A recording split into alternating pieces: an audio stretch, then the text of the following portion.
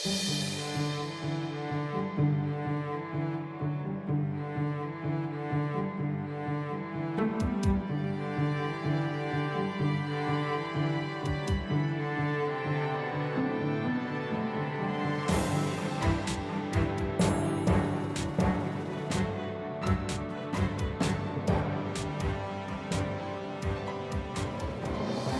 PIB de 2013, apresentado com estardalhaço, anuncia que o agronegócio salvou a economia brasileira. Ele fez a alegria dos que se beneficiam politicamente com esses números e dos que fazem bons negócios sem considerar a vida dos outros. O PIB não considera, por exemplo, as pessoas que contraem todos os tipos de enfermidades, inclusive o câncer. Não considera o custo do tratamento dessas doenças, as vidas que se perdem, a dor das famílias. Para eles, só conta o capital. Não se discute qualidade de vida nem a destruição da natureza. Só vale o mundo dos negócios. Eles estão contaminados pelas estatísticas mentirosas que mascaram uma guerra contra a vida.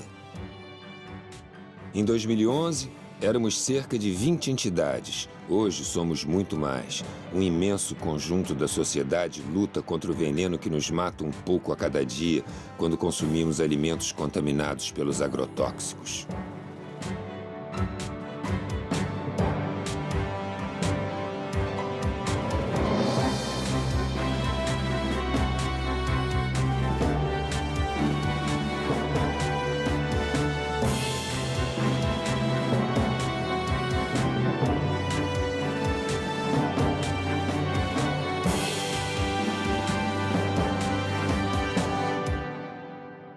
Nós lutamos pela vida. Não há apenas uma forma de conhecimento válido nas sociedades, existem várias formas de conhecimento válido. A ciência moderna, de alguma maneira, obteve um monopólio do conhecimento válido, é esse que é ensinado nas universidades, que é um conhecimento que é importante, obviamente, até porque eu também sou universitário, mas não pode ser de maneira nenhuma o único conhecimento. Para o camponês, a produtividade da terra é uma sequência de ciclos. E é por isso que a terra que este ano tem soja, ou tem milho, ou tem cana, pode ter no próximo ano estar de pousio. Ela está a descansar, porque nós também precisamos de descansar ao fim de semana, portanto a terra descansa. E no próximo ano continua. Portanto, esta é uma lógica de tratamento com a natureza e de relação com a natureza que assenta em conhecimentos ancestrais que devem ser cada vez mais valorizados. O que acontece é que, com a hegemonia política dos grandes latifundiários e dos grandes agroindustriais da frente agroindustrial, com os mídia que são propriedade deles ou financiados por eles, com partidos cujas campanhas são financiados por eles, eles conseguem transformar todo este conhecimento riquíssimo sobre a terra, sobre a água, sobre a atmosfera, em magia, superstição e atraso.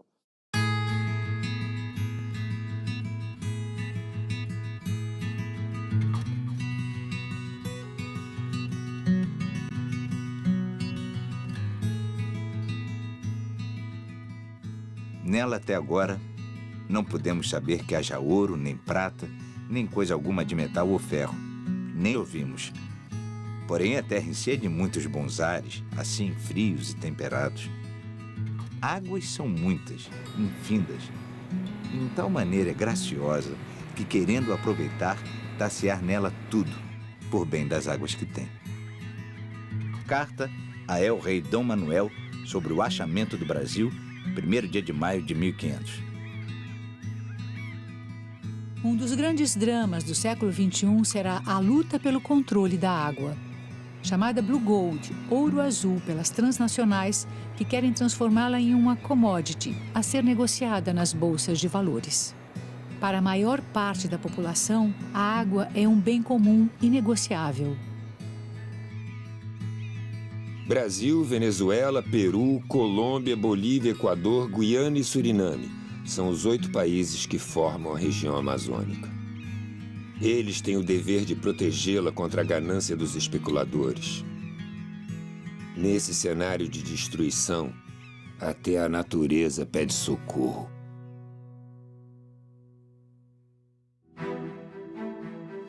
A natureza põe, o homem decompõe. As belezas existentes de uma terra viva e colorida são destroçadas por um modelo predatório de desenvolvimento. Como um guerreiro medieval munido de sua adaga, o homem incendeia o canavial destruindo as propriedades da terra. A biodiversidade da fauna e da flora é destruída para criar um enorme vazio, o futuro distanciado da qualidade da vida pela qual lutamos. Árvores centenárias são derrubadas para virar pasto, a cor desaparece e a floresta é acinzentada pela queimada.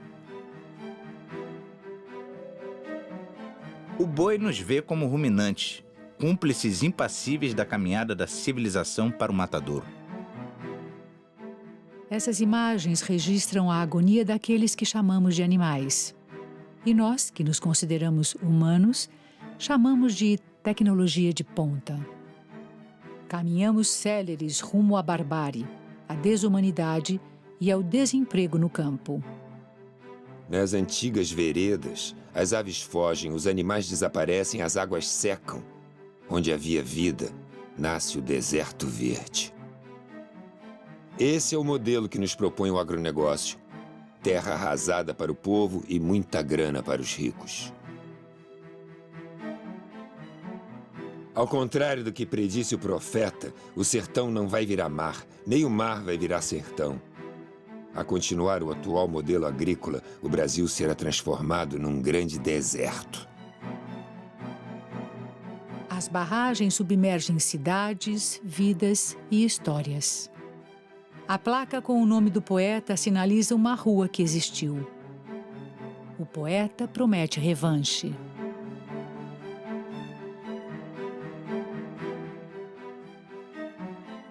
Seus poetas, lá no fundo das águas, vão reconstruí-la, vão reescrevê-la, e ela virá à tona, com limos, com magmas, e nós, homens mortais, vamos arrancá-la das águas, como nasce uma estrela de outra estrela. Sidônio Muralha, citado por Carlos Drummond de Andrade na crônica Aconteceu em Rubinéia.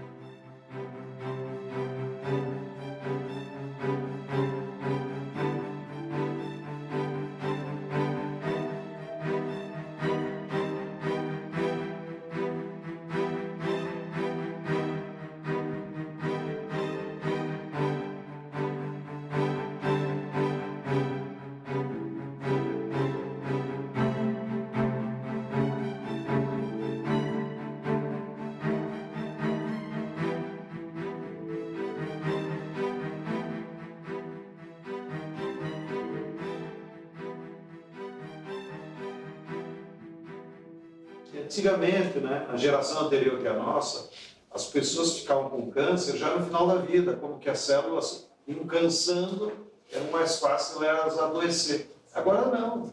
Crianças com 10, 12 anos têm câncer. Industrial agriculture does not produce food, and it does not cooperate with nature. It, in fact, works on the basis of a war against nature. And all the chemicals that were invented for war against man have been moved into agriculture. The pesticides, the herbicides, Agent Orange, chemicals meant to kill people. And it is no wonder that people continue to die. A gente resolveu fazer um inventário dos casos de câncer na Chapada do Apodi. E o padre fez uma apresentação da nossa equipe e falou assim: por favor, levante a mão quem tem algum caso de câncer na família. Cara, foi assim, toim. Sabe que daria uma cena fantástica? Porque quando as pessoas acabaram de levantar o braço, tinha mais da metade da igreja com o braço levantado. Por que esse alto índice de câncer no meio rural, né? Porque Rondônia, o uso de agrotóxico é largamente utilizado, não só pelo agronegócio, né, pelas grandes propriedades, mas também em pequenas propriedades e de forma desproporcional, né? Há um mito de que quanto maior a dosagem acima da recomendado, quer dizer, mais tempo, digamos, ele vai ficar com a roça, né, com a plantação livre de que eles chamam de pragas, né? que aqui na agroecologia nós chamamos de plantas amigas, né? A Organização Mundial de Saúde conta com um instituto, o IARC, que é dedicado à pesquisa sobre câncer, né? E esse instituto, que tem uma metodologia de trabalho bastante rigorosa e até mesmo conservadora, né, reconhece pelo menos 4 tipos de agrotóxicos como cancerígenos do grupo 1A, que são aqueles comprovadamente cancerígenos. Laranja. Estimula a resistência do organismo, anti-inflamatório, previne o cansaço e reduz o estresse. Laranja cultivada com fosmete, tóxico para o sistema nervoso. Laranja cultivada com triclorfomo, pode causar câncer, geração de fetos anormais, aborto e infertilidade. Banana, fornece energia, ajuda a circulação e inibe coágulos. Banana cultivada com triclorfomo, pode causar câncer e má formação fetal. Banana cultivada com carbofurano, pode causar câncer, puberdade precoce, infertilidade e aborto. Cebola, ajuda a controlar diabetes, reduzir níveis elevados de colesterol e pressão arterial. Favorece a saúde dos ossos, é anti-inflamatório e combate resfriados. Cebola cultivada com parationa metílica, pode causar câncer, puberdade precoce, infertilidade e aborto. Maçã, bom para o coração e a memória, previne o câncer. Maçã cultivada com abamectina, pode causar má formação fetal, aborto, infertilidade e intoxicação aguda. Maçã cultivada com ciexatina, pode causar câncer. Maçã cultivada com fosmete, pode causar danos ao sistema nervoso. Hortaliças, ajudam a combater o câncer, a diabetes e a regular a pressão arterial. Hortaliças cultivadas com acefato, pode provocar câncer, má formação fetal, aborto, infertilidade e intoxicação aguda. O câncer de bexiga, o câncer de rim, todos esses tipos de câncer são, de alguma forma, apresentam forte associação com a poluição ambiental, com agrotóxico, com contaminação, especialmente por metais, que são essas substâncias presentes nesses agrotóxicos que estão associados com o aparecimento de câncer. A função dos agrotóxicos é ser um elemento de eliminar organismos vivos, né? Eles produzem, dentro de determinadas escalas de contaminação, doenças, que elas podem ser doenças de curto prazo e doenças de longo prazo. E isso significa que nós estamos lidando com intoxicações agudas até várias formas de câncer que você tem colocadas aí pelo processo cumulativo, e hoje isso está extremamente disseminado do ponto de vista da população. A legislação sobre isso é um problema muito complexo, porque você tem, de um lado, a vigilância sanitária, que é um órgão ligado ao Ministério da Saúde. Do outro lado, você tem os órgãos ligados ao Ministério da Agricultura, e aí tem, objetivamente, um conflito de interesses. Quer dizer, além da questão científica, quer dizer, nem sempre essas decisões governamentais são tomadas com base científica. Elas são tomadas com base em interesses econômicos também. Então, a evidência científica, muitas vezes, não é suficiente para influir numa decisão econômica. E nesse embate entre os interesses do agronegócio e os interesses da saúde pública, frequentemente os interesses da saúde pública são sacrificados. Quando eu tenho o consumo de fertilizantes, químicos, de agrotóxicos, etc., uma parte significativa da renda da terra fica com essas empresas. E há uma organização dessas empresas oligopolizada hoje. Então, há um controle desse mercado pelo capital internacional, pelo Monsanto, Syngenta, Dow, Bayer, BASF, adquirindo outras empresas menores do setor. No mundo, né? Não só no Brasil, no mundo como um todo. No ano de 2010, essas indústrias juntas tiveram um faturamento, uma receita líquida de 15 bilhões de reais. 15 bilhões de reais. Pelo menos 130 empresas fabricam agrotóxicos no Brasil. 6 delas dominam 68% do mercado.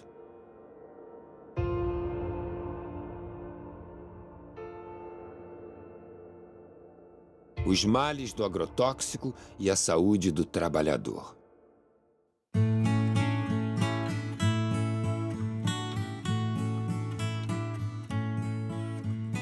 O Vale do Açu hoje é uma das regiões mais que tem a incidência de câncer no estado, né? A pesquisa chegou à conclusão de que os trabalhadores rurais bebem água lá na região de péssima qualidade, né? Em 2 locais foi encontrado água contaminada quimicamente com agrotóxicos. O índice de suicídio é altíssimo, o de câncer, o CA, então assim, é muito alto, né? E antes dessas empresas chegar, nós não sabíamos nem o que era isso. Nas frutas eu usava só a bota e o avental. Não tinha luva e não tinha máscara, então isso jorrava na minha cara. Muitas vezes. Aí eu ali fui sentindo dor de cabeça, começou tendo infecção urinária e eu tendo febre e um tremor nas minhas pernas. A doutora Fátima, ela diagnosticou isso, que eram os produtos, porque nesse caso não foi só eu, ela atendeu várias pessoas da firma, de onde eu trabalhava lá no Carpes, e por conta dessa descoberta que ela fez, ela foi tirada daqui. Eu comecei a notar que algo estava errado quando eu tive uma incidência muito alta de pessoas com sintomas psicóticos agudos. Aí que eu fui notar que essas pessoas que estavam com esse surto psicótico tinham algo em comum. Todas trabalhavam nas empresas de plantio de banana. Teve gente que ficou que nem louco. Eu fui uma. A dor de cabeça que eu senti era tão forte que eu me joguei na frente de um ônibus. Tirei esse joelho do lugar. Eu fiquei que nem doida, eu entrei em depressão, não queria ver ninguém. Eu rasguei roupa, eu jogava minhas coisas fora. E por conta disso, o engenheiro disse que eu era louca. Mas a minha loucura era as dores que eu estava sentindo. Eles, no set do consultório, eles contavam coisas, entendeu? Inominadas. Muitas vezes eu anotava em prontuário, tem tudo anotado em prontuário. A notícia que eu sei é que esses prontuários estão perdidos. Aqui nós temos uma empresa, por nome de Almonte, que ela pulveriza. Ela tem um avião que ela sai pulverizando. Ela vai lá para o setor, põe o produto e vem pulverizar aqui na empresa. Aí aqueles produtos, ele pode cair na água, que tem um rio próximo. Inclusive, houve muita perca de peixe, de pássaro. A funcionária deles da Belmonte me procurou e me disse que, olha, doutora, a senhora fique certa de que na Belmonte tudo é feito muito legalizado. Nesse mesmo dia, por coincidência, entra um paciente na minha sala chorando, aos prantos, dizendo que tudo que era vivo na casa dele tinha morrido, só restou a mulher e os 2 filhos. Por que aconteceu isso? Ele disse, doutora, é porque eu moro na curva do avião. E quando o avião da empresa faz a curva para despejar o veneno, derrama um pedaço em cima da minha casa. Morreu tudo, não ficou nem sapo. Se você for hoje em qualquer delegacia ou superintendência, agora se chama Superintendência Federal de Agricultura, do Ministério da Agricultura, no Brasil, em nenhuma delas você vai encontrar um ato de fiscalização contra um agricultor que se envenenou. Nenhuma. Se você for no Ministério da Saúde, também não existe. A pergunta é por quê? A questão é ideológica. Se você quiser saber hoje quantos dos cânceres no Brasil têm a ver com agrotóxicos, você não consegue essa resposta nos diferentes sistemas de informação em saúde que a gente tem, né? E se você quiser buscar entre os registros de câncer qual é a ocupação dessas pessoas, você vai ter dificuldade também de encontrar o dado de ocupação, por incrível que isso pareça, né? Então, há toda uma tendência de ocultamento mesmo disso, né? Desses problemas de saúde, eles não aparecem, né? Para cada informação de que houve intoxicação que chega ao Ministério da Saúde ou à Fiocruz, a gente tem 50 casos que não são notificados. O que isso significa, né? Significa, nesse período de 99 a 2009, nesses 11 anos, foram 62 mil intoxicações por agrotóxicos no país, ou 5.600 por ano, ou 15 diárias, ou, se preferirmos, uma a cada 90 minutos. A cada 90 minutos no Brasil alguém é intoxicado.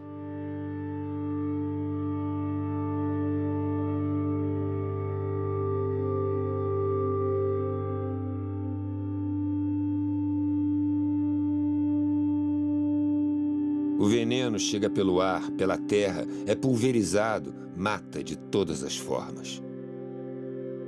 Contamina e destrói o ser humano, pássaros, as abelhas, destrói a terra, polui o ar e a água. Quando se fala em combate às pragas, devemos saber que a praga é o próprio veneno.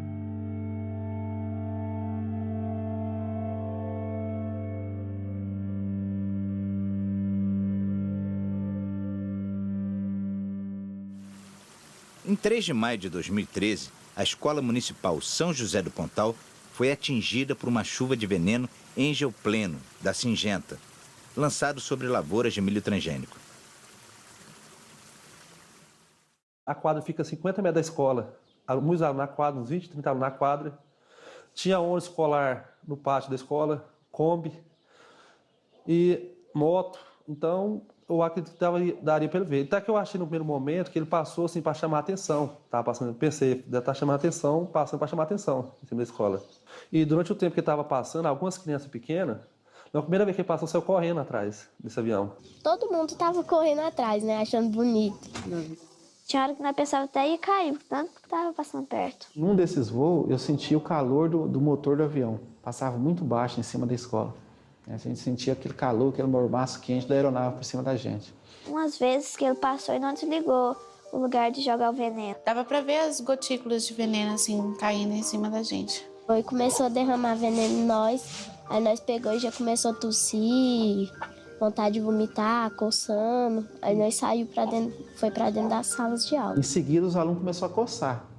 Coçar, tirar a camisa, coçar. E eu vi quando a professora Renata e outros professores falaram, olha, os meninos estão passando mal, E aí começou aquela coisa assim, a gente começou a ficar meio desesperado.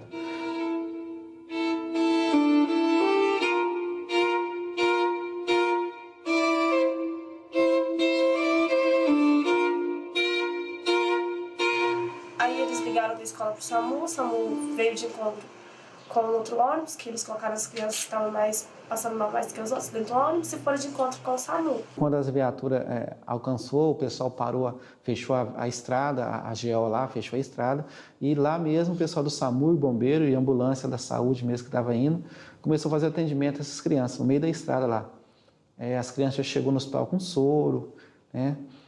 Por exemplo, a Luana deu vários desmaios nessa viagem, até mesmo dentro da viatura. Outros já chegaram com oxigênio. Situação assim de pânico mesmo. Senhor Jesus, misericórdia.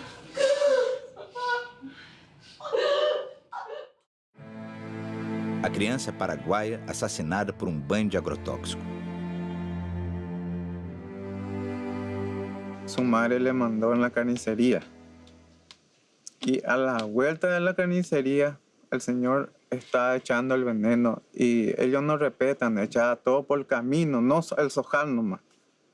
A la mañana, por ejemplo, se levantó Silvino y me dijo, papá, me duele demasiado mis piernas. Y yo le dije, mire, y le dije, tu sangre ya está todo parado.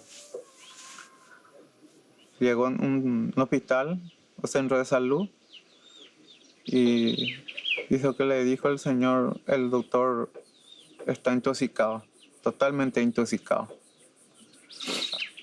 Bueno, y dice que llegó la 1 y para las 3 ya falleció mi hijo.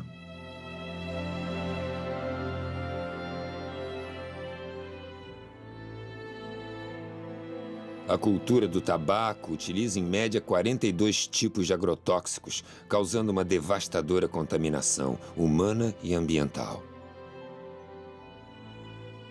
Eu estou no fumo desde os 7 anos que o pai começou a plantar. E desde ali eu estou na lida do fumo, sempre, direto, cada ano. E daí com isso eu sinto mesmo em mim que está agravando cada vez mais, né? Nós, aqui na região da Depressão Central, região do Vale do Taquari, região Vale do Jacuí, é a maior região produtora de fumo, tabaco do Rio Grande do Sul, né? Os vizinhos ali para cima também tem. que ficam mal, dá dor de estômago, vomito, fico bem ruim quando colho o fumo. Nós tínhamos uma careira de abacate ali em cima, faz tempo, mas morreu tudo. Está no ar o veneno, nas águas, por tudo, não tem. As pessoas não têm mais como se escapar também. Olha, das vezes que eu fiquei ruim, eu acho que foi da consequência do fumo.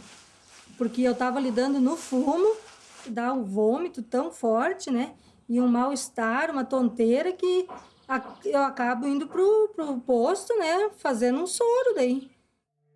A servidão torna os plantadores de fumo totalmente dependentes das fumageiras. As famílias produtoras de fumo, além de todos os riscos que ela se submete em termos de saúde, ela deixa de produzir seu próprio alimento.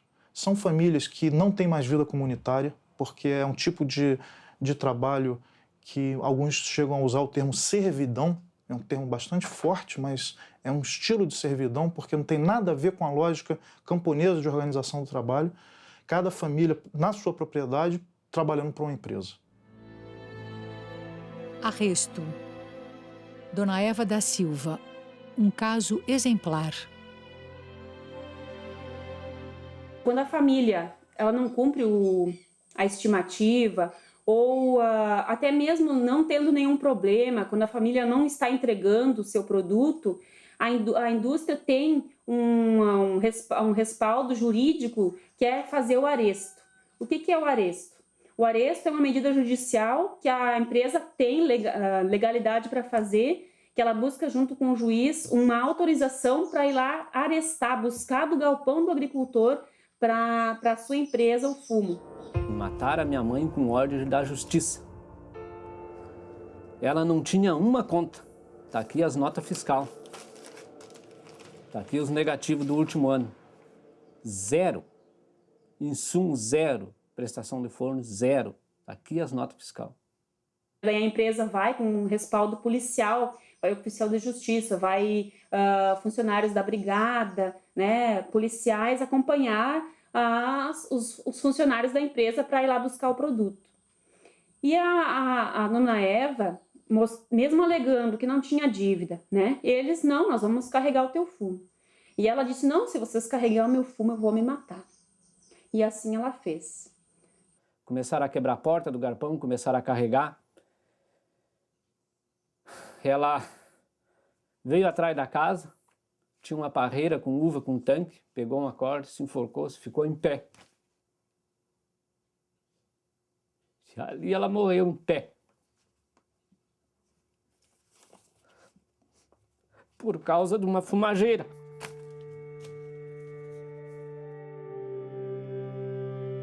O oficial de justiça que estava acompanhando isso ligou logo para o juiz, e o juiz mandou que carregassem mais rápido o fumo ainda, mostrando que qual é o valor que os plantadores de fumo têm para o nosso país.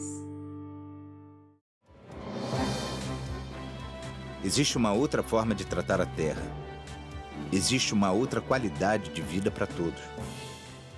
A campanha permanente contra os agrotóxicos pela vida, na verdade, ela é um instrumento do conjunto da sociedade para poder enfrentar o modelo hegemônico do capital de atuação na agricultura, que é o agronegócio. Uma das tarefas da campanha é explicitar os problemas causados pelos agrotóxicos para que a população possa se posicionar criticamente em relação a esse tema. E diante disso, não adianta, né, a gente ficar só na crítica. E aí vem a segunda parte da tarefa da campanha, que é anunciar para a sociedade a proposta alternativa, que, ao nosso ver, como campanha e as organizações que dela fazem parte, nós acreditamos que a agroecologia é essa alternativa possível. Essa fazenda não é uma fazenda que eu comprei e estou preservando. É uma fazenda que eu comprei totalmente degradada e eu estou aos poucos tentando recuperar o que ela já foi. A ideia é que no futuro esses morros todos sejam matas fechadas, né, que a gente tenha, e que essa mata com a chuva jogue toda essa matéria orgânica para a lavoura, né, enriquecendo mais ainda o nosso solo. A vantagem da agricultura orgânica é que você, num espaço de terra pequeno, quanto mais fértil ele for ficando, mais produtivo ele vai sendo. Por que o agronegócio precisa de tanta área? porque ele vai desertificando, então ele precisa abrir novas áreas. Nas novas áreas ainda existe alguma fertilidade. Hoje eu estou produzindo uma média de 30 produtos, já chegamos a ter 100 produtos, a ideia é voltar a ter uns 60 produtos. Tem a coisa do gado, né, que é tratado com homeopatia, fitoterapia, né, o controle de verme, o controle de carrapato, é tudo feito através de ervas. O leite é totalmente limpo, né, a gente faz um queijo, né, de alta qualidade também. O interesse, cara, é que a pessoa o que eu como, minha filha pode comer. Né? Agora você vai numa fazenda convencional, você não colhe um negócio e dá para sua filha. Chega num produtor de morango e fala, come um morango desse que está plantando. Eu duvido que o cara coma, não come. O encontro de agricultura orgânica, a gente costuma falar que é o encontro do bem. Ali está todo mundo preocupado com a qualidade do que a gente vai comer. Ninguém está preocupado em se dar bem com o outro, ou ficar mais rico ou menos rico. Eu quero deixar para minha filha alguma coisa que seja preservado, que seja sustentável, que ela possa ter orgulho. Eu estou preservando as minhas águas, eu estou preservando a minha mata, estou preservando meus animais, eu estou preservando a floresta, eu estou preservando nossa saúde. Existem alternativas para nos alimentarmos com qualidade e sem riscos de contaminação. Estes são os orgânicos cultivados em Paracambi, no estado do Rio de Janeiro. Neste sítio onde a cultura é orgânica, os animais não vivem confinados e tudo inspira qualidade de vida.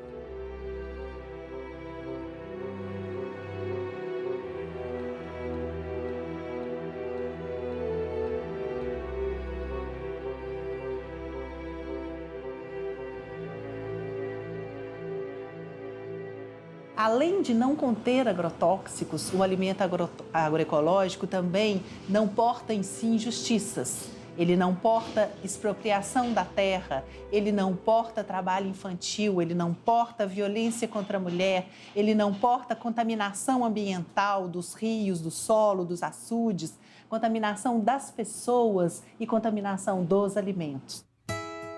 Os que ainda aguardam a terra já trabalham com agroecologia.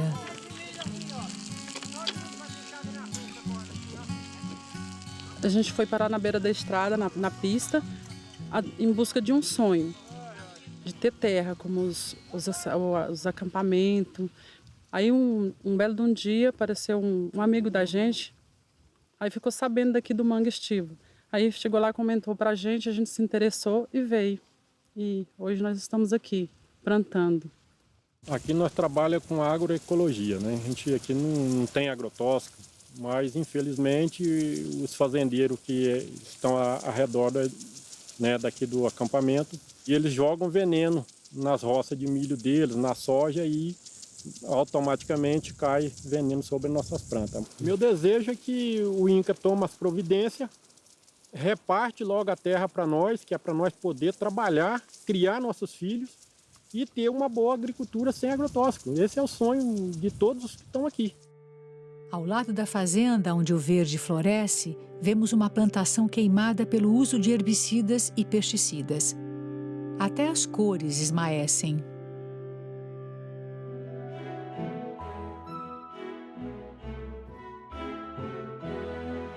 O assentamento Roseli Nunes, em Mirassol do Oeste, no Mato Grosso, desenvolve cultivos agroecológicos, mas não consegue a certificação da produção devido aos agrotóxicos aplicados na monocultura da cana e que atinge as suas hortas. Pedimos a ajuda e o apoio dos órgãos públicos de todas as áreas: saúde, agricultura, meio ambiente. Nós lutamos pela agroecologia, pela produção natural do alimento.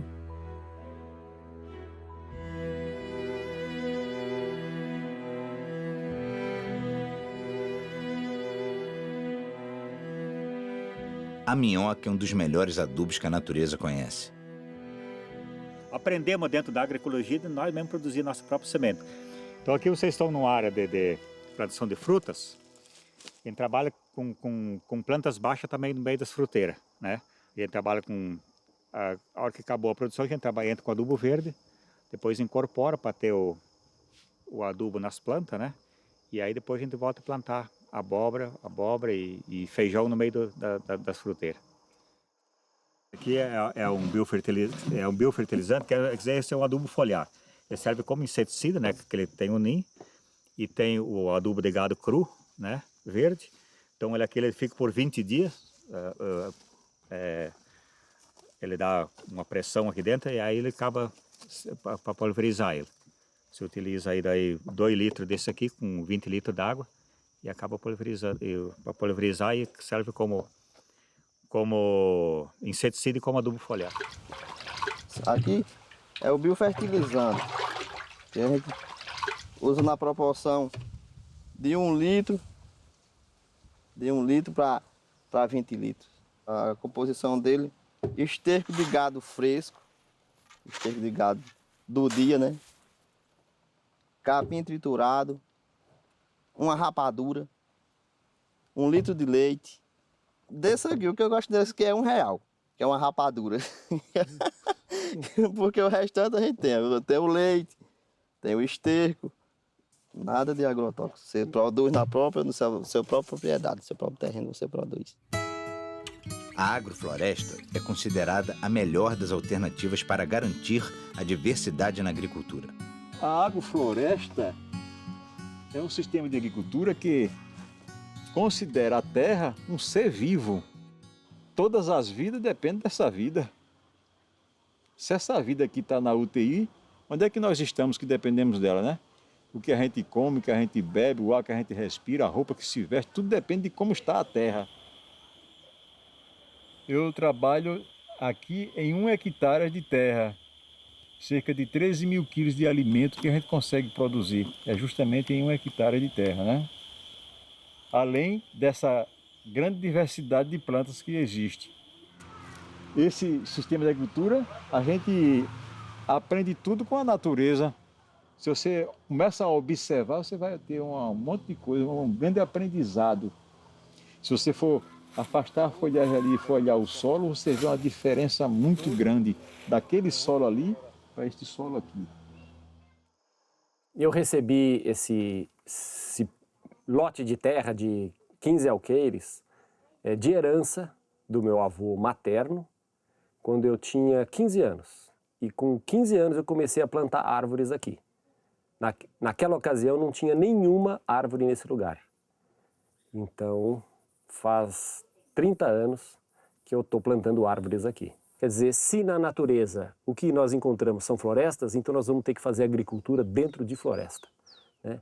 É isso que é a agrofloresta. E nós vamos ter que, então, respeitar os ciclos de formação da floresta, né, para fazer atividade agrícola. O resultado, ele vai aparecendo, às vezes demora um pouco, tem que ter um pouco de paciência, né?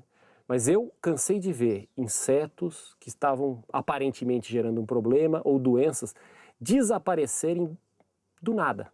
Apenas eu continuei fazendo o meu trabalho de enriquecer biologicamente o lugar, aumentar a biodiversidade e trabalhando o solo e a biodiversidade ambiental. Só isso.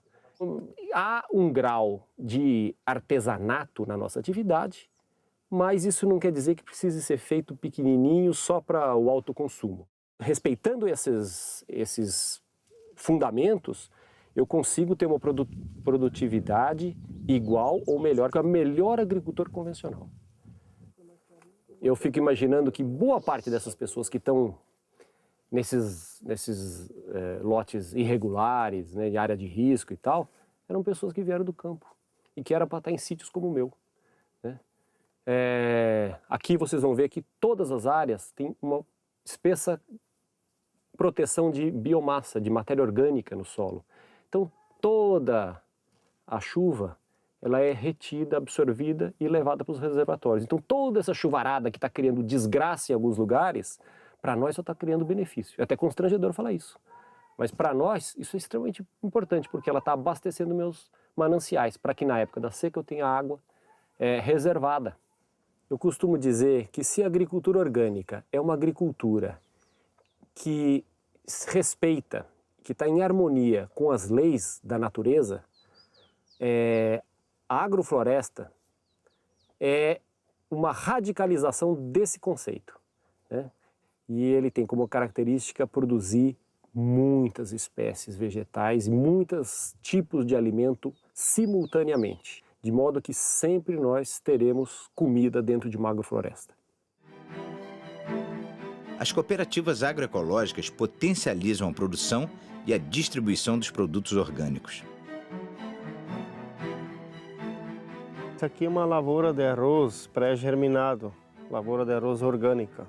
Para não contaminar essa nossa lavoura, nós tivemos que erguer uma estrada e deixar crescer essa vegetação, porque do outro lado tem uma lavoura de arroz convencional que usa veneno, passa veneno de avião e interfere, acaba entrando na nossa lavoura de arroz e contaminando o nosso arroz orgânico. A gente controla as ervas daninhas, invasora, com a água, com a lâmina d'água. A gente trata não agride a natureza e ela também não agride o ambiente, porque nós viemos tudo de uma luta por uma conquista da terra, a socialização do uso dos recursos naturais. E, então, de nada adianta nós conquistemos esses recursos naturais, que são a terra, a natureza, a água, e nós não cuidar dela. Então, aqui a gente faz o processo do recebimento do arroz. Então, o arroz é plantado e tal e vem para cá.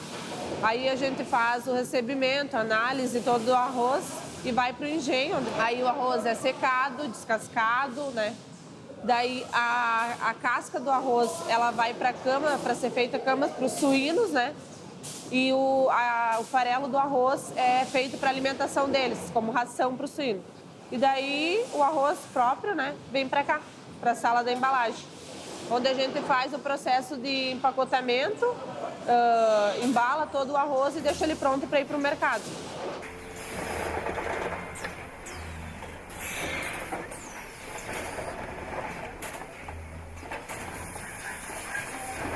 Somos organizados hoje em 48 grupos, somando 428 famílias produtoras, organizado em 4 cooperativas e numa central, que organiza a gestão da produção, que organiza as famílias, que organiza a produção da semente, a capacitação dos agricultores para a produção da semente e leva para o consumidor final um produto saudável, sem o agrotóxico, sem nenhum conservante químico ou biológico. Eu acredito que é possível alimentar a população hoje produzindo orgânico em larga escala. La agricultura industrial de monoculturas solamente produce 30% de los alimentos que nosotros comemos en el mundo. ¿Ah? Y es una comida de no buena calidad porque tiene transgénica y tiene también pesticidas, ¿no? El 50% de la comida que se come en la humanidad es producida por los camponeses, que controlan 20% de la tierra. Imagina que você agora dá 50% de la tierra a los camponeses. ¿Ah? Habría alimento para todos. Alimento para o futuro, formando desde a infância.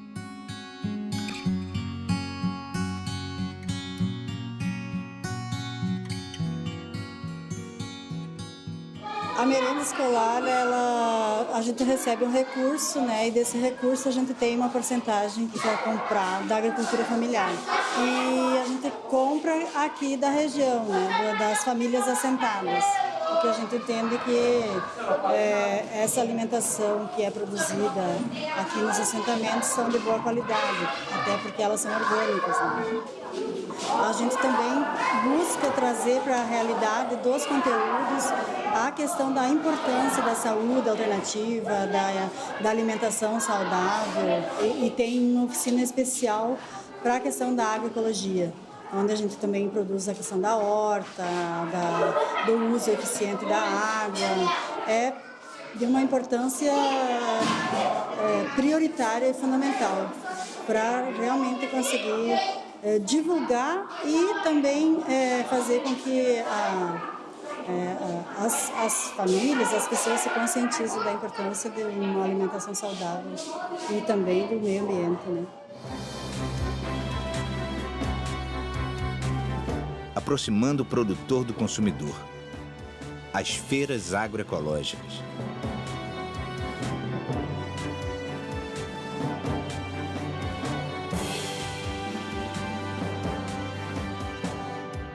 Não dá para você imaginar o avanço da agroecologia sem buscar uma maior aproximação dos agricultores com os consumidores. Isso é fundamental. As experiências agroecológicas, elas avançam mais onde você tem mercados locais que são capazes de absorver essa produção. Então, onde você tem as feiras da roça, as feiras da agricultura familiar, ou as feiras agroecológicas, que felizmente se expandiram no país nos últimos tempos, você tem um estímulo à produção agroecológica. Os agricultores se sentem estimulados a produzir porque sabem que tem os canais de comercialização direta com os consumidores. Eu estou convencido e acredito que tenho elementos suficientes para comprovar isso, e em muitos outros lugares outras pessoas pensam a mesma coisa, em que a única solução para a produção alimentar, quer dizer, e de outras coisas não necessariamente alimentares, outros produtos da agricultura, de forma sustentável, vai ser através da agroecologia e em combinação com a agricultura familiar. Ele é capaz de produzir a quantidade necessária de alimentos e outros produtos com preços acessíveis e com uma qualidade de produto que o sistema convencional é incapaz de produzir. Um mito desse mercado que é impossível você produzir barato e orgânico. Isso não é verdade. É uma questão de você organizar essa produção e ter formas de escoá-la, né? As experiências têm mostrado que esse tipo de lógica de relocalizar a agricultura e o consumo, quer dizer, aproximar a produção do consumo, ela responde a esse desafio de alimentar uma população humana crescente.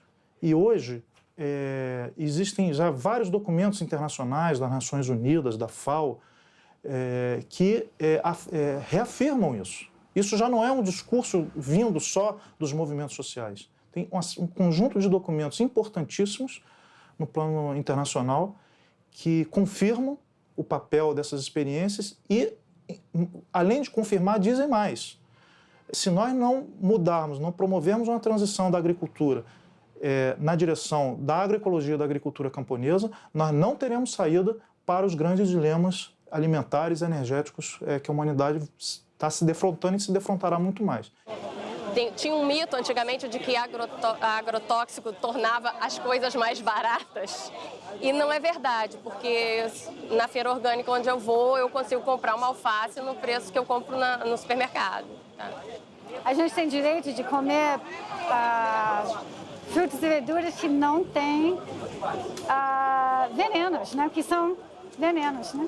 Eu acho que o principal é a conscientização de todos nós de não usar o agrotóxico e passar essa conscientização para as outras pessoas, porque infelizmente quem produziu e quem está ganhando dinheiro com isso, ele não vai querer parar de vender, né?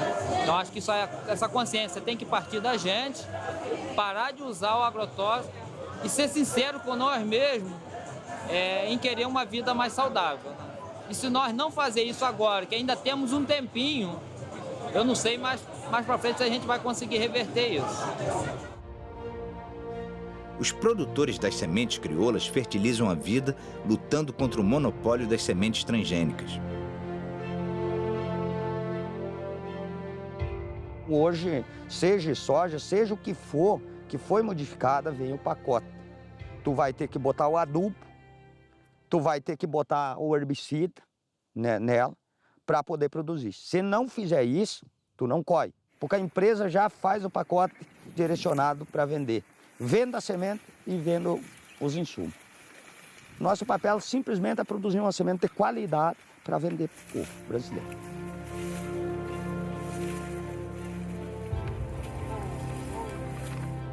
Uma ideia que a gente criou, que a gente produzir e não cobrar muito caro.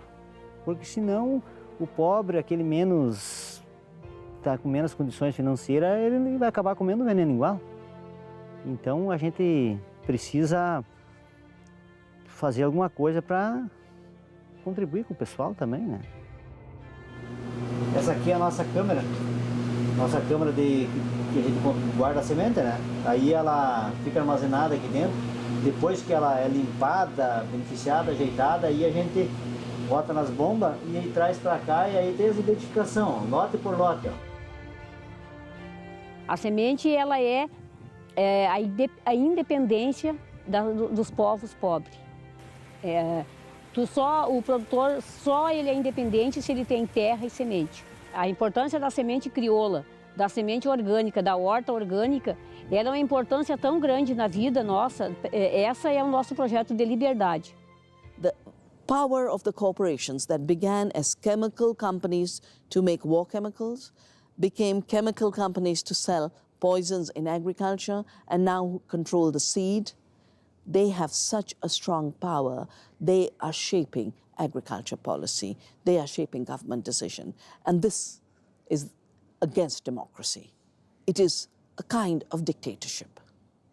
Uma das frentes de luta neste momento nesta área é exatamente a luta pelas sementes e a luta pelas sementes camponesas e pela variedade das sementes, que, como nós sabemos, em certos continentes, nomeadamente na Índia, só para o milho havia milhares de variedades e que foram sendo destruídas pela Revolução Verde e que agora estão ainda a ser mais destruídas pelas sementes transgénicas e, portanto, com os organismos geneticamente modificados. Não são poucos no Congresso os que sabem dos riscos do agrotóxico para a saúde de todos. O problema é que a bancada ruralista está mais interessada nos negócios do que com a saúde pública. 40 mil proprietários rurais controlam 40% das terras e elegem, no mínimo, 120 deputados federais. A agricultura familiar, com 12 milhões de pessoas, elege de 10 a 12 deputados. Uma opção política. O Ministério da Agricultura recebe 10 vezes mais recursos para cuidar do agronegócio do que o Ministério do Desenvolvimento Agrário usa para cuidar dos pequenos agricultores. Enquanto o agronegócio cria commodities para exportação, o pequeno agricultor põe comida na sua mesa.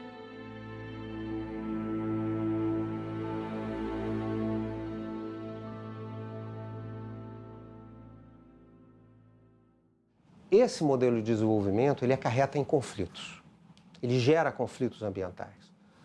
Porque é óbvio, agricultores estão perdendo terra, indígenas e quilombolas estão lutando pela demarcação das suas terras, populações contaminadas estão lutando para mudarem e enfrentarem os agrotóxicos, os assentamentos agrários e a luta pela reforma agrária enfrenta essas forças. E nesse processo, além da violência direta, que é uma outra questão, né, relacionada aos direitos humanos, que é uma questão de saúde pública, que é extremamente relevante, como esse jogo democrático das resistências e das disputas, eles se dão. Se acusa muito e criminaliza-se muito movimentos sociais, mas não com a mesma velocidade ou com a mesma força que deveria se avaliar os poderosos economicamente e politicamente que infringem direitos humanos e que desrespeitam as populações e violentam, assassinam, ameaçam.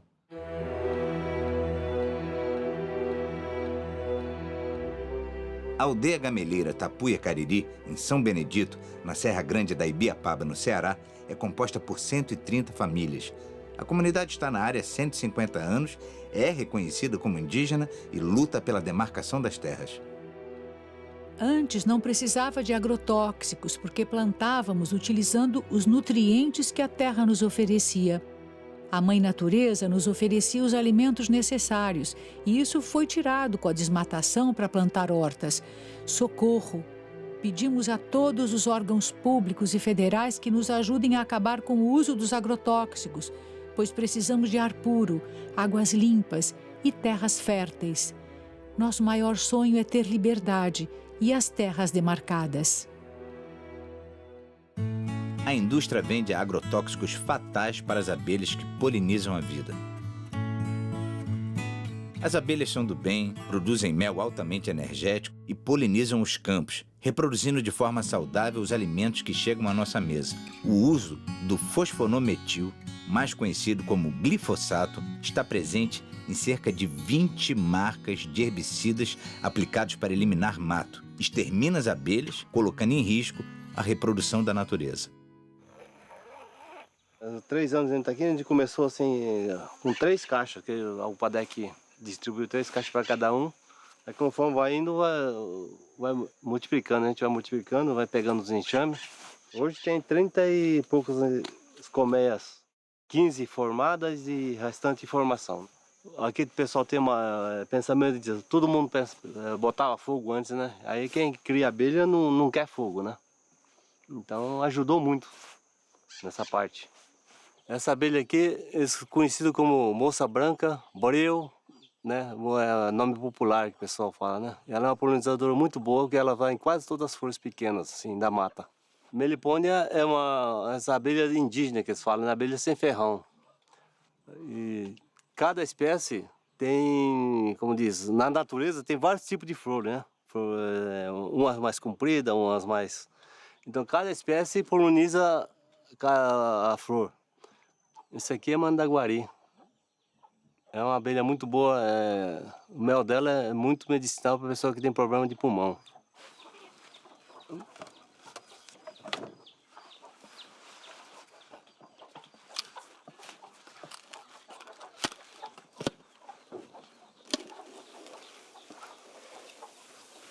Aqui, ó. Esse aqui é os filhotes, né? Esse aqui são os potinhos de mel e pólen.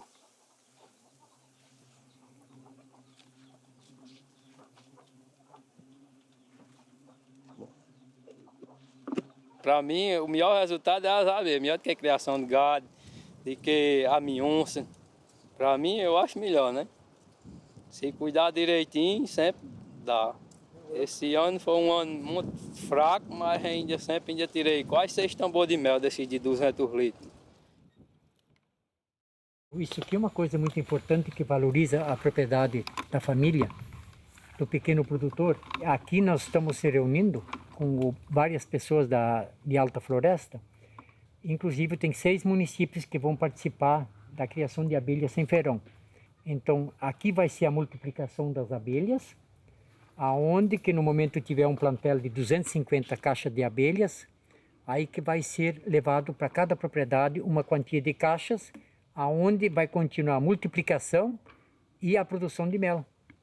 Então é uma coisa importante que vai fixar mais o homem do campo para evitar ele voltar para a cidade, né? Cada fileira dessas aqui nós vamos pôr 50 caixas. Tem 5 fileiras, então vai ter 250 colmeias aqui. Então cada família vai levar suas 5 ou 10 caixas de abelha e vai começar a multiplicação lá e a produção de mel.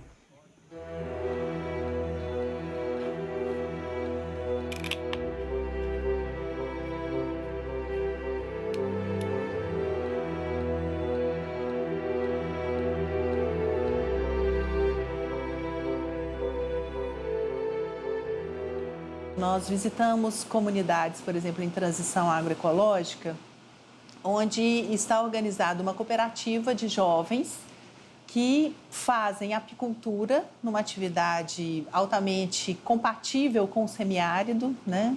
Tem uma forma coletiva de trabalhar, que é de partilha, de crescimento do grupo.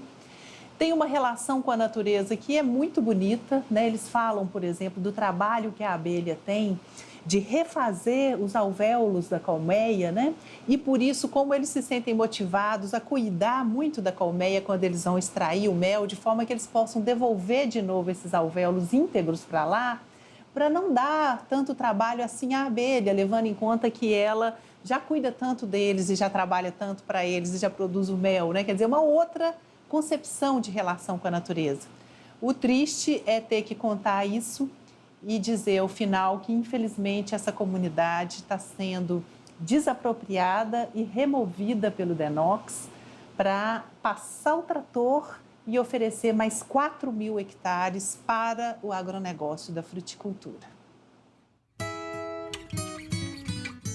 No Brasil, as mães da Praça de Maio cuidam da natureza e lutam pela saúde de seus filhos.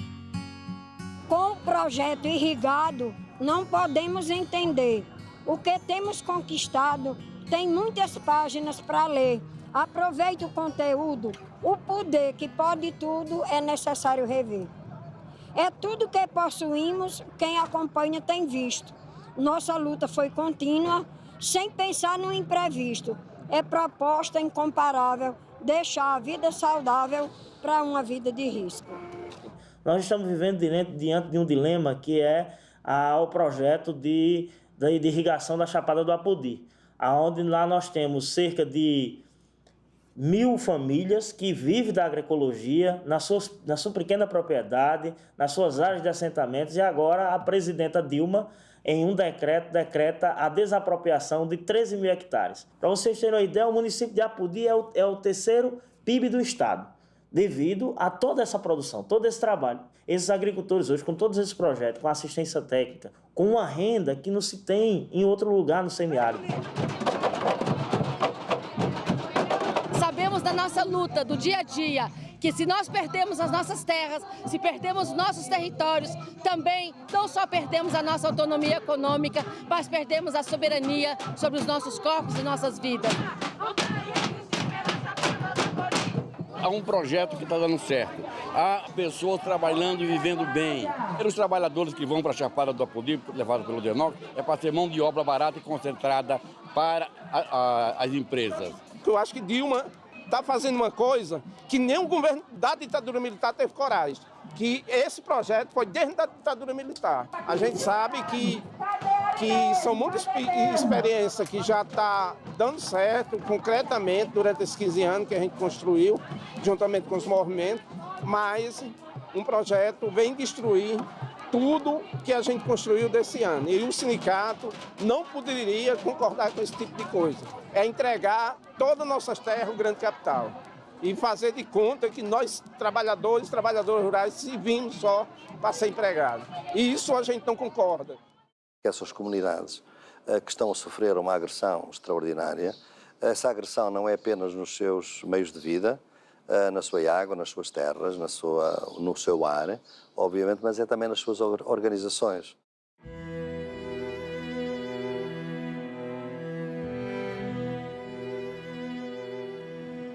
Agroecology is a social movement.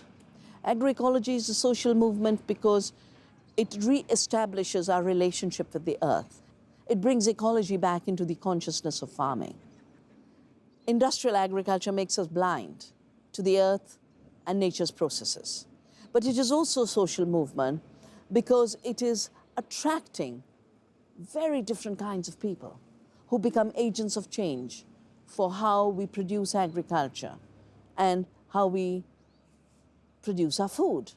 Essas manifestações de resistência, elas se articulam em rede, né? Elas se apoiam mutuamente, elas trocam as experiências, elas buscam fortalecer umas as lutas das outras, né? E que vem na agroecologia uma resistência contra esse modelo dominante de agricultura, que é o modelo do agronegócio.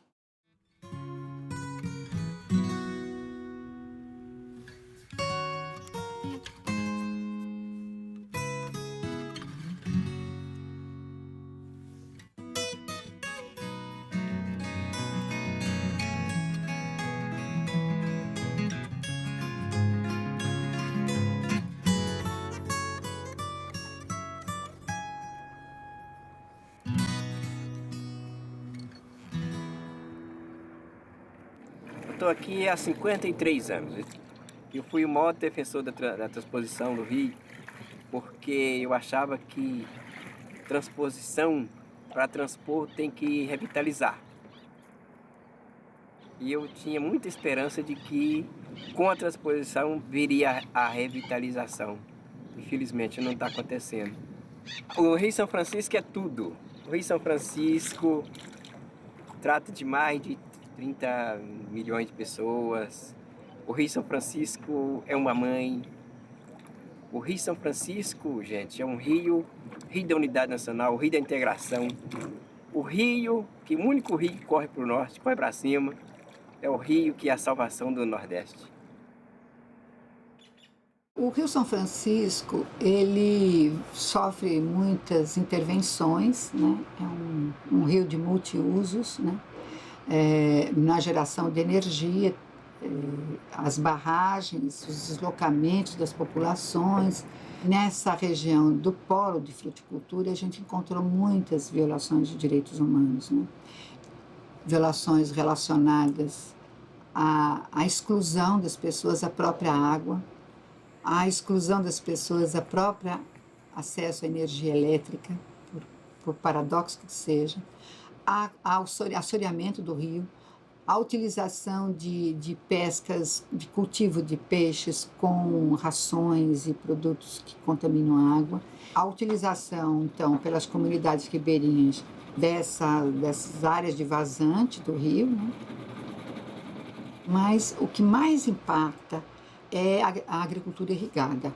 O grosso da água é para a agricultura irrigada, né?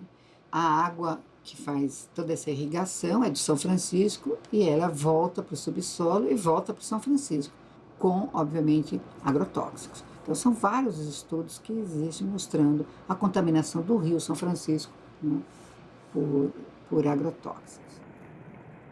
More than any other activity, agriculture is totally dependent on nature. Without soil, you don't have food. Without sun, you don't have food. Without water, you don't have food. Without seed and biodiversity, you don't have food. So the foundation of agriculture is nature.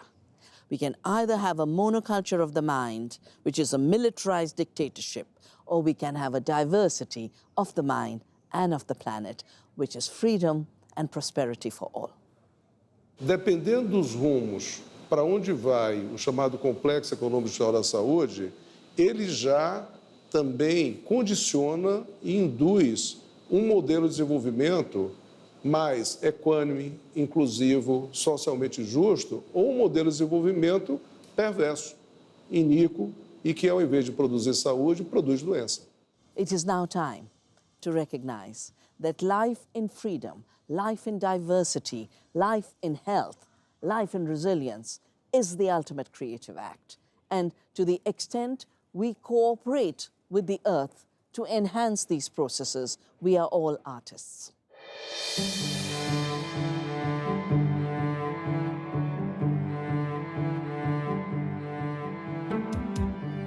Já se trata de escolher em que mundo a gente quer viver.